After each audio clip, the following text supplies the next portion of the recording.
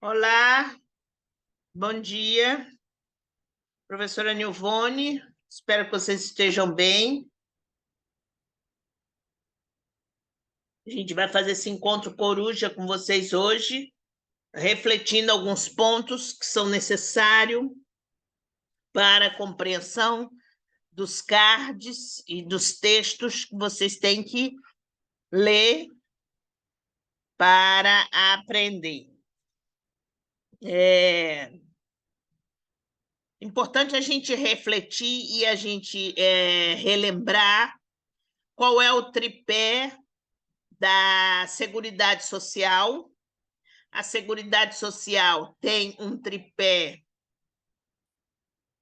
que é saúde, assistência e previdência, e que o serviço social trabalha com esse tripé. Isso é de suma importância. Nós temos assistentes sociais na saúde, nós temos assistentes sociais na previdência, nós temos assistentes sociais na assistência dos municípios, do Estado. E aí é de suma importância vocês nunca esquecerem disso. Aliás, é importante também, eu vou relembrar uma coisa para vocês, que tem sempre dúvidas em relação a isso, tem sempre vocês explicando para outras pessoas qual é a diferenciação entre assistente social, assistência e o assistencialismo. Prestem atenção, assistente social é a profissional formada, graduada em 4 anos pela profissão de serviço social. Assistencialismo é a doação de algo para o outro, para outra pessoa. Isso é o assistencialismo. E a assistência social, a política de assistência social, é a política nacional, é a política de governo. Então, é importante que se faça essa diferenciação da nomenclatura, dos nomes que permeiam a profissão do serviço social, que permeiam a profissional de serviço social, né? Então, num dos cards que vocês devem já ter lido, diz planejamento, monitoria, avaliação e vigilância. E o que quer dizer isso? Planejamento. Não há nenhum trabalho, e principalmente da assistente social, que não tenha um planejamento. É necessário que a gente planeje, é necessário que a gente entenda as questões. Eu vou colocar uma coisa para vocês, que eu nunca trabalhei na assistência, mas o que eu sei é a parte teórica, né? Não a parte prática, porque eu nunca trabalhei, então não sei a parte prática, mas ouço falar de colegas, essas coisas todas. É importante a gente ressaltar, e aí eu vou colocar uma coisa para vocês em termos de planejamento. Eu sempre trabalhei em sistema prisional, nas unidades prisionais aqui do Rio de Janeiro, e aí eu vou colocar uma coisa para vocês que eu sempre fiz e que eu acho que, assim, para mim surgiu muito efeito, para mim foi muito interessante, porque foi através disso que eu começava a traçar os meus projetos de intervenção, que se chama planejar o trabalho do serviço social, um exemplo, na unidade X, a unidade prisional X. O que eu tenho que fazer? Quais são os projetos que eu tenho que cumprir? Quais são as minhas metas que eu tenho que cumprir? Então, esse tipo de planejamento você vai fazendo ao longo da sua atuação profissional. Outra coisa que eu fazia sempre em todas as unidades prisionais por onde eu passei era traçar o perfil do preso. A partir do momento que eu traçava o perfil do preso, eu planejava as minhas ações em cima daquelas demandas que os presos traziam. Isso era de suma importância, o meu planejamento que eu tinha no trabalho. Então, é de suma importância que vocês planejam, que vocês façam monitoria, que vocês façam avaliação do trabalho de vocês. O outro card que vocês têm é instâncias de articulação, impactuação e deliberação no âmbito de políticas de assistência. Então, a assistência está marcada nos municípios, nos estados e a nível nacional. A gente tem a Política Nacional de Assistência, a gente tem a Lei Orgânica da Assistência, e que a gente precisa conhecer essas legislações muito bem pautadas, muito bem articuladas, com todo o trabalho que você tem no seu ambiente de trabalho.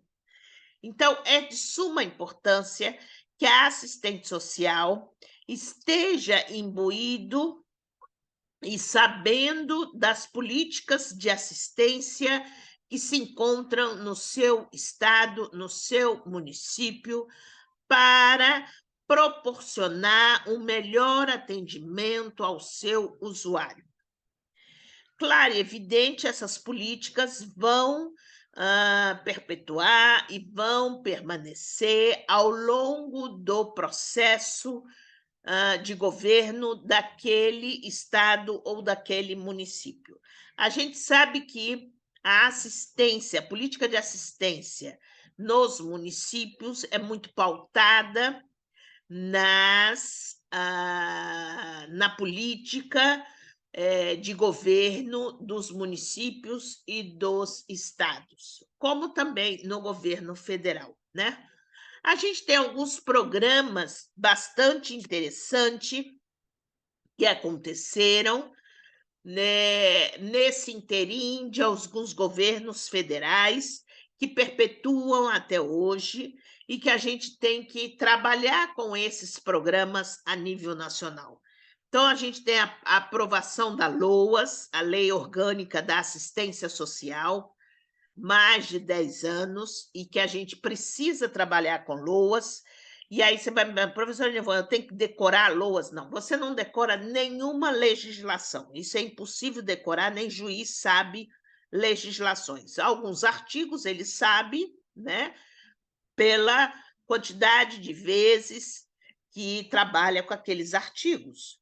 Mas muitos artigos ele não sabe e não é função da gente decorar os artigos, mas é importante vocês saberem o seguinte, que se você trabalha com a assistência social do município, do estado, você precisa saber da LOAS, não tem outra forma. Então, você precisa ter a LOAS na sua gaveta de trabalho, porque ou mal ou bem, você vai sempre pegar LOAS para te respaldar no seu trabalho. Tendo em mente que o assistente social é garantidor dos direitos do usuário. Então, é necessário que a gente saiba o que é a LOAS, o que ela propõe e quais são os benefícios que a LOAS tem. E assim quem trabalha com criança e adolescente, vocês precisam saber do ECA de trás para frente, de frente para trás. Não decorar o ECA, mas entender o ECA, perceber quais são os principais artigos, ler o ECA, conhecer o ECA. No meu caso, como eu sempre trabalhei na prisão, eu conhecia a lei de execução penal. Por que eu tinha que conhecer a lei de execução penal? Porque aquele homem estava encarcerado, ele estava, como se diz, pagando a pena que lhe foi concebida pelo juiz, lá 10 anos, 15 anos, 20 anos, 5 anos, 8 anos, ou lá que seja. Isso eu não discuto com o preso. e não discuto com os meus pares quantos anos esse homem pegou, se é certo ou errado. Não é essa a discussão do assistente social. O assistente social dentro da prisão tem que fazer valer a lei de execução penal, que é um instrumento que nos respalda. E quem trabalha na saúde? Fazer valer o SUS. Por isso que existe o Sistema Único de Saúde, onde tem uma normatização. E assim sucessivamente. Quem trabalha com um idoso? Saber valer a lei que ampara o idoso. E assim sucessivamente, gente. Então, as legislações, é de suma importância essas instâncias de articulação que a gente tem com a pactuação de deliberação para os serviços. Então, é de suma importância que a rede de serviço aonde você trabalha e que você necessita dessa rede, essa rede esteja pactuada junto com o seu serviço, que você entenda quais são as redes que estejam próximas a você e que você necessita delas para fazer valer o direito desse usuário, né? O outro ponto de suma importância que está nos cards para vocês estudarem é a política de assistência e família. Não existe atendimento do serviço social, uma coisa que é importante vocês saberem, não existe atendimento de serviço social se não estiver pautado na família. Então, em todos os lugares que vocês forem trabalhar e que forem fazer estágio, observem, o assistente social não só trabalha com o usuário, mas também trabalha com a família, em todos os lugares. Por exemplo, lá no sistema prisional, a gente tinha até um dia próprio para atendimento à família, né? Por exemplo, eu dava sempre as segundas-feiras de atendimento à família. Então, todas as segundas-feiras, pela parte da manhã, de 9 ao meio-dia, 1 hora, 2 horas, eu atendia as famílias que iam procurar. E aí são N motivos que as famílias querem falar com você. É super importante que tenha este canal aberto entre o assistente social e as famílias. Se você trabalha dentro do abrigo de idosos, é importante que você tenha um contato com as famílias. Eu não tenho nenhum contato, então tem que procurar o contato. Eu me lembro perfeitamente que a gente tinha um preso que ele não recebia familiar nenhum, até porque a família era de longe, era de Salvador, lá na Bahia, e o preso estava aqui no Rio de Janeiro, mas ele não recebia, ele já estava mais de 5 anos preso, sem receber família nenhuma, sem uma visita, sem nada, absolutamente nada. Isso foi me incomodando bastante enquanto profissional do serviço social, de ver um preso há 5 anos sem receber um familiar próximo.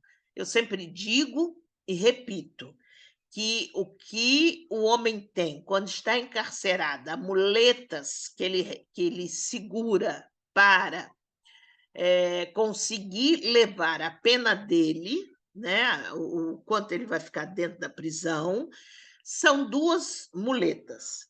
Do lado esquerdo, a crença, seja a crença que for, não importa qual é a crença, se é evangélico, se é umbanda, se é gnomos, se é a árvore, se é a cor, se é o cristal, se é igreja católica, não importa a crença, ele precisa crer em alguém, crer em Deus, crer em Jesus, crer em alguém, alguma coisa que faça mais humano, que faça melhor, que o faça perceber o erro que ele cometeu. Isso vai responder a ele de uma série de certas formas que não sou eu que vou dizer a ele quem ele tem que crer, mas sim que ele precisa crer em alguém ou em alguma coisa. E a outra muleta que ele precisa para tirar a pena dele, né? a pena que ele recebeu, imposta pelo ato errôneo que ele teve, é a família. Então, a família o ajuda a ficar dentro daquele inferno que é a prisão. Então, a gente tem essas duas muletas, que é a crença e a família. A família é que vai ajudá-lo a levar essa prisão. Então, eu não posso esquecer que esse preso que estava lá na unidade prisional, que era de Salvador, eu fiz de tudo para essa família vir. Entrei em contato, descobri aonde que era o endereço, através da igreja. E, Nilvone, como é que você descobriu? A Universal do Reino de Deus, gente, essa igreja, ela tem no Brasil inteiro. Então, eu pedi o pastor daqui do Rio para entrar em contato com o pastor de Salvador. O pastor de Salvador foi investigando, foi pesquisando, até descobrir a casa da família desse preso. A família desse preso entrou em contato com ele, escreveu uma carta. Eu fiquei sabendo dessa, ele foi me mostrar a carta. Eu entrei em contato com a prefeitura de Salvador, falei com a colega da prefeitura de Salvador. A prefeitura de Salvador bancou uma passagem para a mãe e para o pai vir aqui para visitar o filho deles. Quer dizer, então, há um trabalho de rede, há um trabalho de boa vontade. Nilvone, é tão fácil assim? Não, não é fácil, não. Não vou dizer que isso tudo demorou 5 dias. Não, gente, isso demora muito da igreja procurar, da igreja achar família, da família ter vontade de ver o preso. E se a família não quisesse ver, eu iria entender que a família não queria ver, mas eu iria entrar em contato com a família e conversar com a família. Não adianta você fechar os olhos por esse ente, que seja que não goste dele ou não, a discussão não é essa. A discussão que, nesse exato momento, ele precisa do acolhimento familiar. E o assistente social é o mediador deste acolhimento. É isso que é importante a gente perceber o nosso papel profissional dentro desse trabalho do assistente social. Está claro isso? Como é importante a família na recuperação do doente, no meu caso foi com preso, na recuperação do idoso. Quer dizer, é muito difícil nesses abrigos de idosos, você tem idosos de longa permanência abandonados lá. E eu não vou procurar porque a família não quer ver o idoso. Não é assim, não é dessa forma. Eu acho que você, enquanto profissional, você tem que chamar essa família, conversar com essa família e ver o que aconteceu nesse inteirinho para que ela tenha se afastado desse usuário que está ali no abrigo. Quer dizer, então tem N fatores de aproximação dessa família com o usuário e de afastamento dessa família com o usuário. Então, é necessário que você trabalhe isso. Isso demanda tempo, e muito tempo. Às vezes, esse caso de Salvador demorou mais de um ano, porque não é assim de um dia para o outro. Então, as coisas são lentas, até porque você precisa de uma outra pessoa, de um outro serviço, de uma outra prefeitura, da boa vontade da colega, também tem isso, da boa vontade da colega, porque pode ser que a colega de lá não esteja vendo da forma que eu estou vendo, mas eu, enquanto assistente social, que entendo que é garantir o direito dos usuários, eu tenho que correr atrás disso e eu tenho que trabalhar em cima disso. Então, é um trabalho árduo, é um trabalho muito árduo. Outra questão que a gente precisa entender é que em 2004 houve a Política Nacional de Assistência Social, né? E que aí veio o SUAS, que é o Sistema Único de Assistência Social. Então, é de suma importância que a gente tenha essas legislações próximas a gente. Quer dizer, na nossa gaveta de trabalho para que a gente trabalhe com essas assistências e essa garantia de lei que nos faz respaldar o trabalho, né? Então, já falei um pouco da importância do atendimento às famílias, a família e as relações sociais.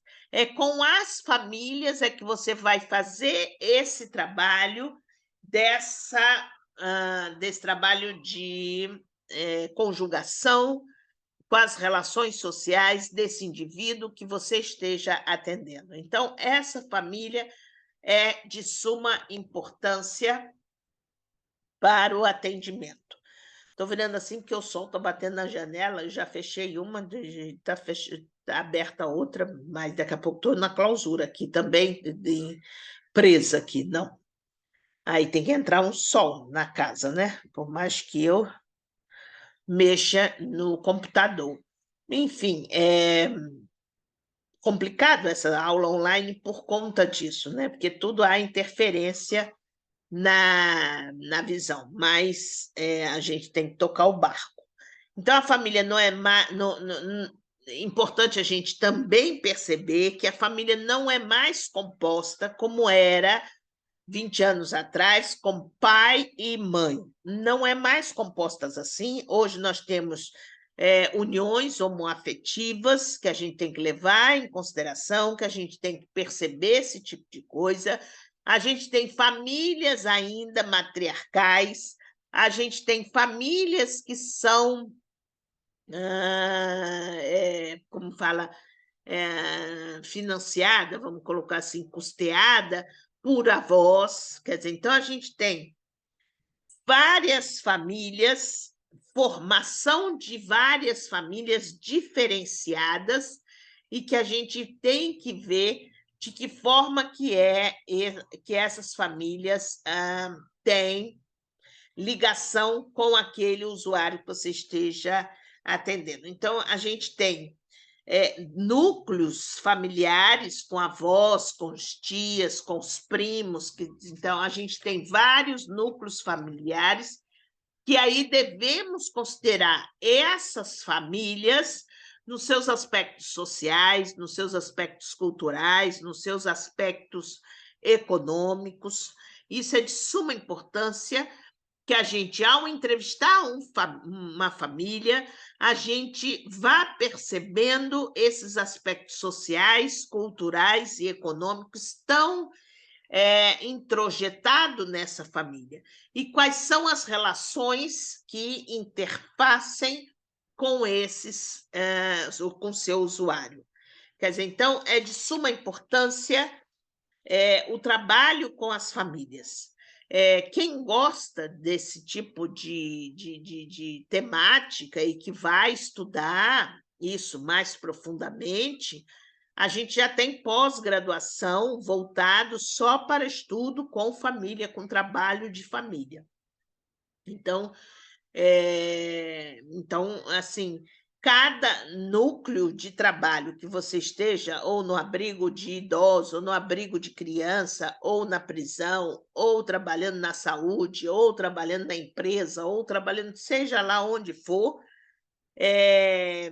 a família é de suma importância. Não temos como não trabalhar com essa família, não temos como a gente não atender essa família. E aí, o planejamento que você vai fazer vai depender de você, vai depender de que forma que você está enxergando essa família e de que forma essa família vai ajudar no interim, no atendimento que você tenha com com o seu usuário, né? Então, a gente falou sobre planejamento, monitoria e avaliação e vigilância, e são aspectos importantes, não só do atendimento da assistência, mas de qualquer tipo de segmento do serviço social. O planejamento, a monitoria, a avaliação é de suma importância em qualquer segmento de trabalho do serviço social. A gente falou das instâncias de articulação e pactuação deliberação da rede, que é de suma importância a gente ter uma rede bem estabelecida. E aí eu vou falar em outra linguagem para que vocês entendam. Redes são as instituições que você mantém contato, são as colegas, os assistentes sociais, gestores, que você mantém contato para que os seus encaminhamentos sejam certeiros, sejam certos. Você vai me perguntar, mas a assistente social só faz encaminhamento? Não, os encaminhamentos é o final do atendimento. O encaminhamento que você dá para um atendimento em outra instituição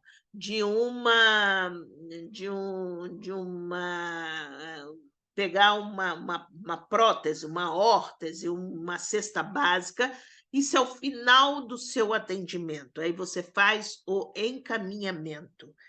Então, é muito importante, quando você senta no final do dia, que você avalie o seu trabalho para ver se você está fazendo um trabalho correto ou não, em termos de serviço social, não de assistência, prestem atenção, e sim de serviço social.